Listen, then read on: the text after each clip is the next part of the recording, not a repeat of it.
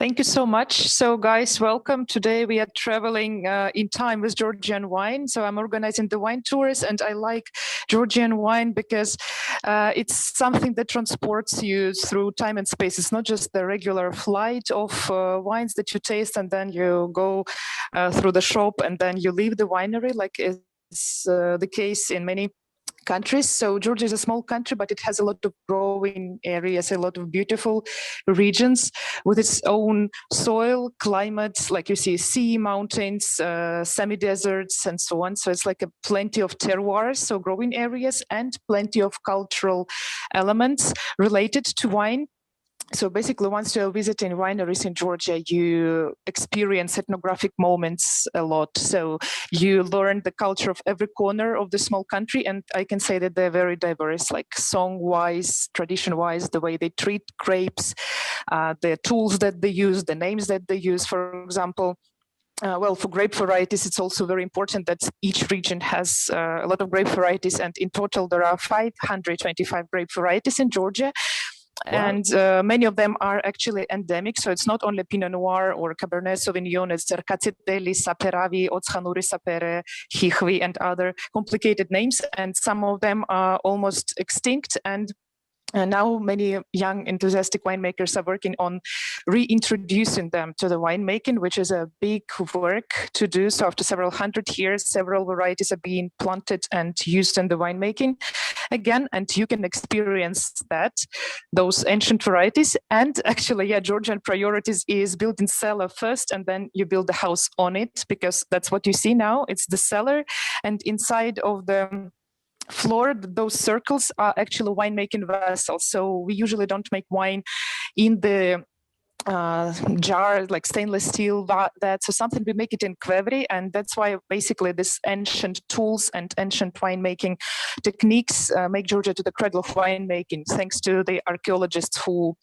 have proven it for us. So I can say that 8,000 years ago, people who lived in the territory of Georgia already knew how to cultivate grapes, how to make wine, and how to make this qvevri, this winemaking vessels made of clay. Actually, it's a lot of work. It's a hell of a lot of work. You need around 3 months to make one 1,000-liter big one. So this is one of the carrier of this craft on the picture, Rezi Kubilashvili from Kakheti, and there are only several families like they're doing who are working with qvevris. They're also hard to clean. As you see, you have to go inside and scratch it. Otherwise, there will be some bad bacteria that will spoil your wine. So qvevri is used for fermentation and for storing the grapes, storing the wine afterwards. So it has to be like perfectly clean, and it's a very meticulous work. So they're not easy to use, but why would people kind of practice this technique at all? Because now the technology allows us to do everything. So Georgians respect their tradition a lot, but also on the practical side, qvevris making the wine breathe just enough kind of so that it will not go faulty, but will be alive kind of. Also, amber wine is something that makes Georgian winery visits very special. What does amber mean? So it's basically the color of the wine. So it's not white, not red. It's white grape vinified as red, so with the skins. So the juice and skins are not separated from each other. They go to qvevri together. They are getting, after the fermentation, you see there is the glass lid on the tops of the qvevris. They stay there around for 6 months, and it's like a pregnancy for a woman, probably almost. So the winemaker closes the qvevri and he waits patiently and sees what will appear in spring when the qvevri is unsealed. So in the beginning, you see the wine is a bit cloudy. Can be like this, as on the picture, and then it's getting naturally filtered because of this egg-shaped form of the qvevri.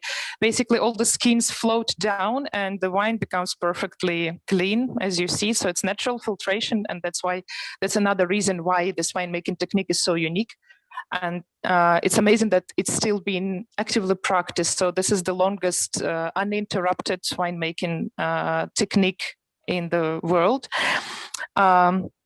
So also this wine is very good with any kind of food. So it's not only the classical pairings like white wine with the fish, red wine with the steak. No, this wine, amber wine, can be quite heavy, and it can go also with the meaty dishes. For example, like in Eastern Georgia, it's the must basically.